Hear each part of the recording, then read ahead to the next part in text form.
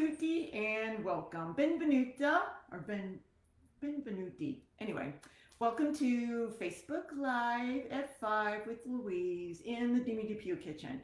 So it's all about the Bellinis today. So this is going to be an interesting little experiment. Couple reasons. I went to the grocery store today to get the peaches, and they were labeled white peaches. I'm not sure I got white peaches. So here's the other cool, interesting thing. I also bought white nectarines, which truly are white, I think. We'll find out when I cut into them. So let's get started. Let's see. If you're here watching, let us know. There's one person watching. It's probably my sister. Anyway, so I washed these earlier first. It's part of my prep. And then the next thing we're going to do is, so here's, oh, sorry, I'm getting distracted. So here's the thing. Even though this is all about peaches, and that's how you make them, and yes, I know this is a nectarine. In Italy, they don't have such a thing, a word for nectarine. They call nectarines peaches. And I was so confused when I was over there, and I was asking them, like, no, they're nectarines. You know, see, they don't have any fuzz. And Gina's like, no, they just wrap it off.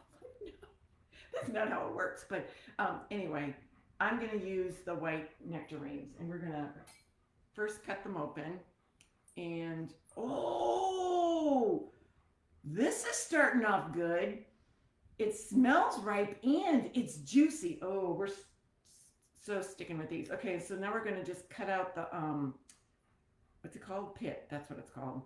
So we're going to cut that out. And by the way, so my neighbor's here with me too. So she's going to be a taste tester. So it's not just me going and ah, and y'all thinking, she always said stuff tastes so good.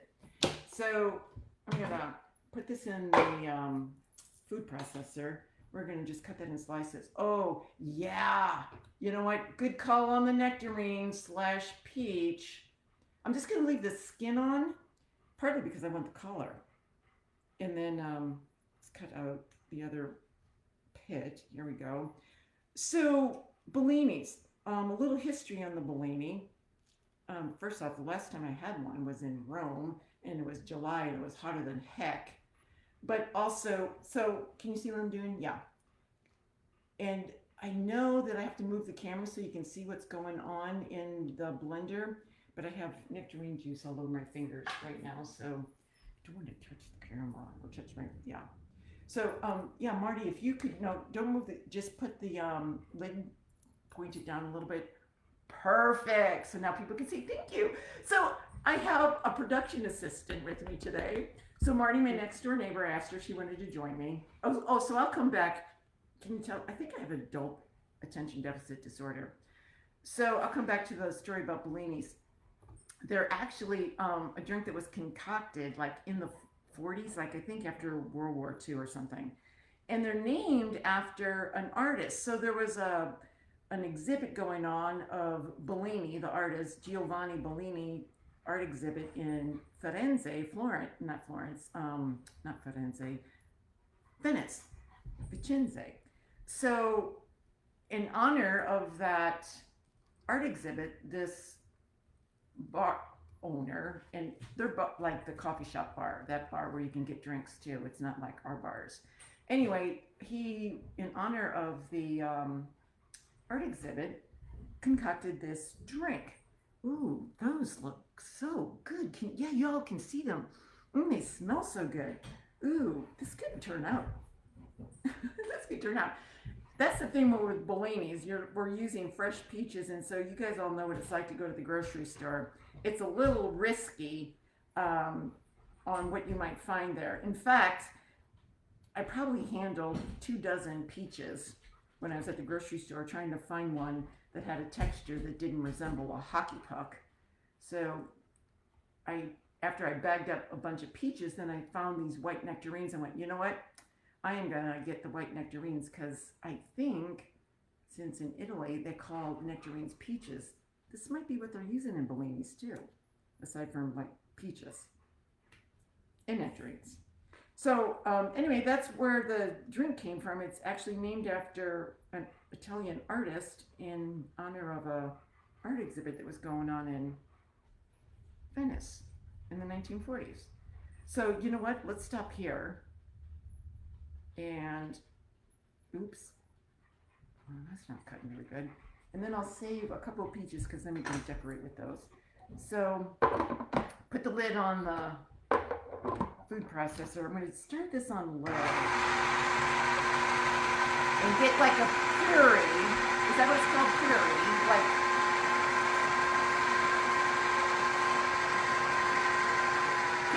can you smell it?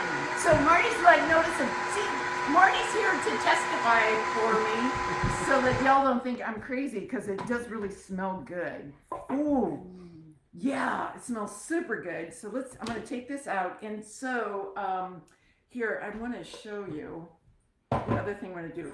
This is a little overkill, I will admit, but I'm telling you, I bought this at a secondhand store. I've been dying to use it.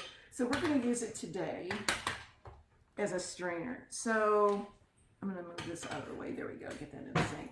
So let's pour the puree into the strainer so that we can get all the pulp, well, the skin and some of the pulp, and kind of make it a little more homogeneous and not so chunky. Oh wait, we might have to cut up some more nectarines. That didn't make as much juice as I thought. Either that or we're going to have lots of prosecco in our juice. Ooh! Oh, can you see? Can you see? Oh yeah, you guys can see. Oh, this is cool. Oh, look how pretty that is. Okay, here, let me show. Well, let's finish this part first.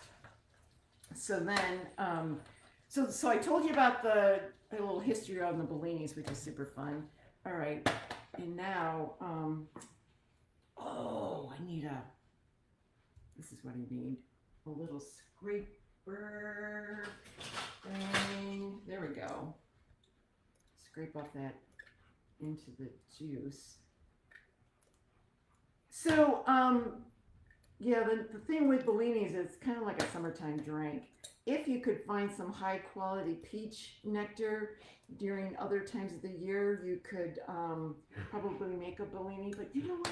Kind of the specialness of the Bellini is all about having it when the peaches are ripe in the summer and just kind of waiting for the peach season to happen. Okay, so there's lots of stuff in there. All right, so I'm going to put this aside. We need to make more. Let's see what this looks like. Oh, you know what? What do you think, Marty? Does that look like enough to make a couple Bellinis? I think so. I think so.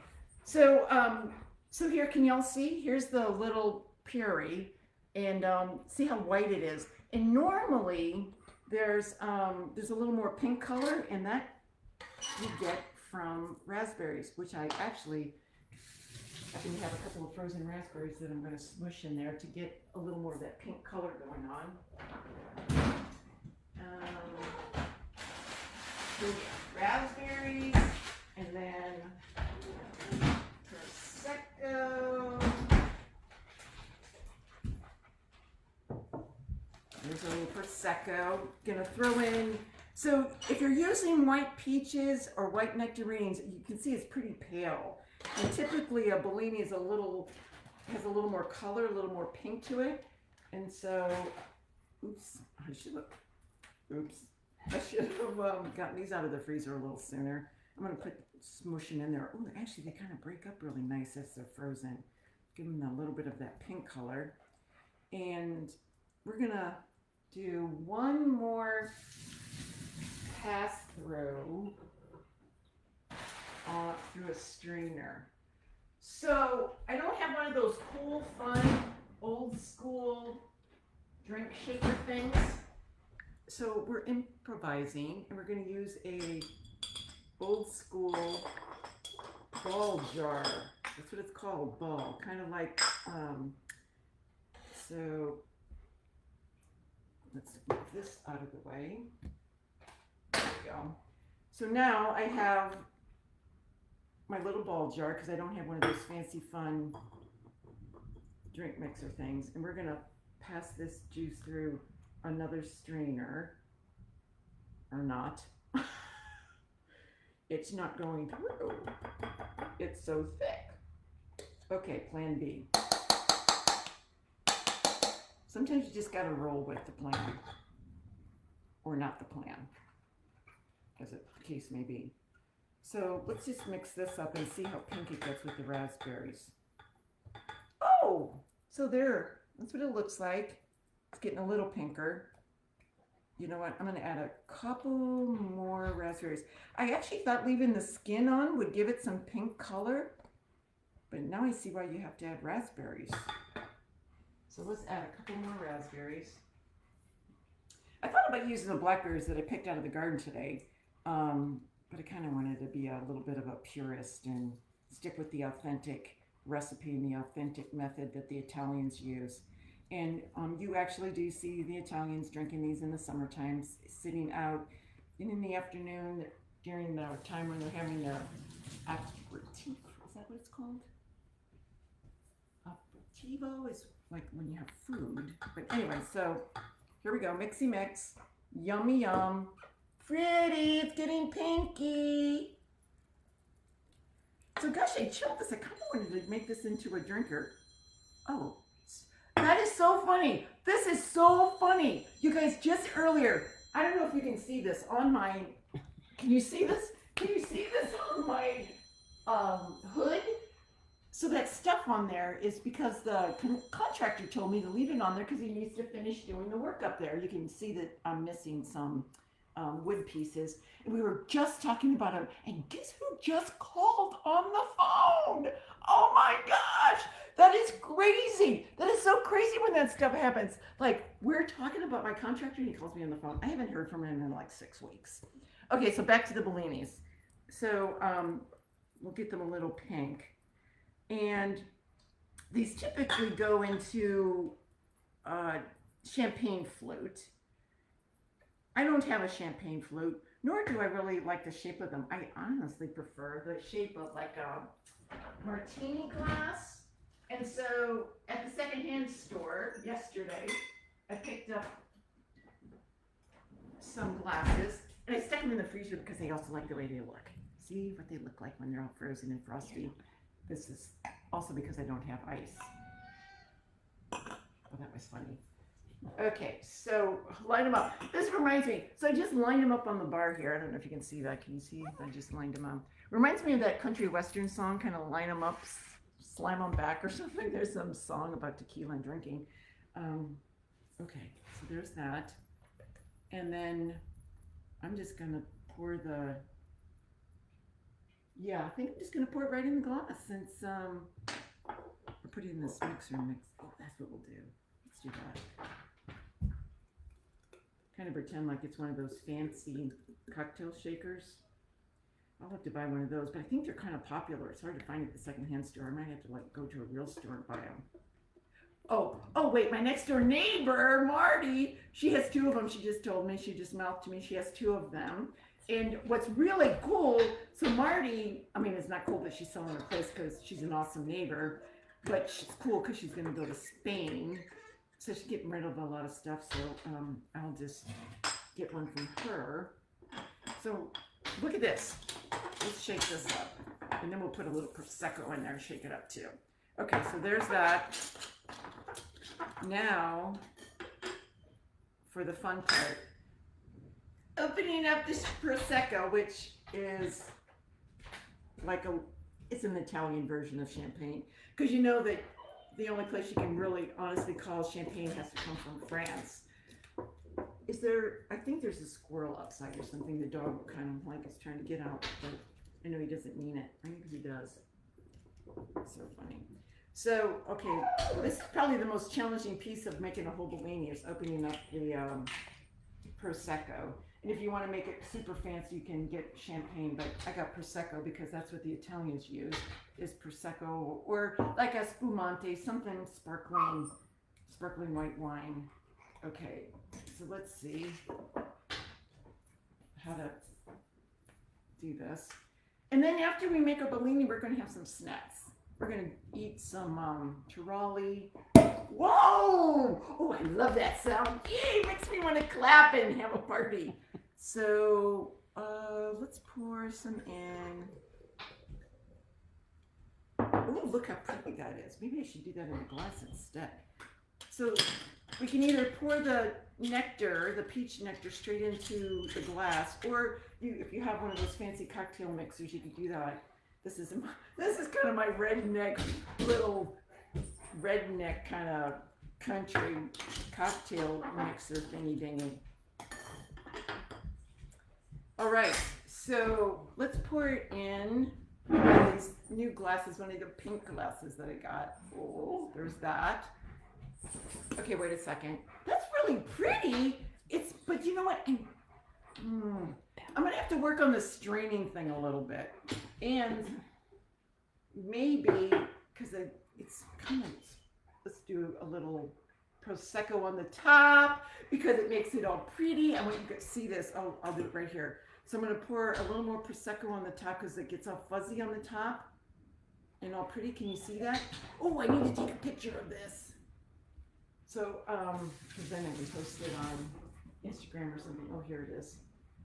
So one other thing let's do and make it look all pretty. We could let's put a slice of nectarine on the edge there to make it look all official and pretty. Bam. There's a Bellini! Oh! There it is. Okay, y'all. Good luck finding peaches at the grocery store. I'm going to check it out at the farmer's market. But, saluti. Chin chin, here we go. Oh wait, so hang in there. We're gonna taste it. Marty's gonna taste it, and there's gonna be a second opinion here. I'm getting some raspberry in there too. So good. Yum. And yeah, these are drinks you make them and you drink them.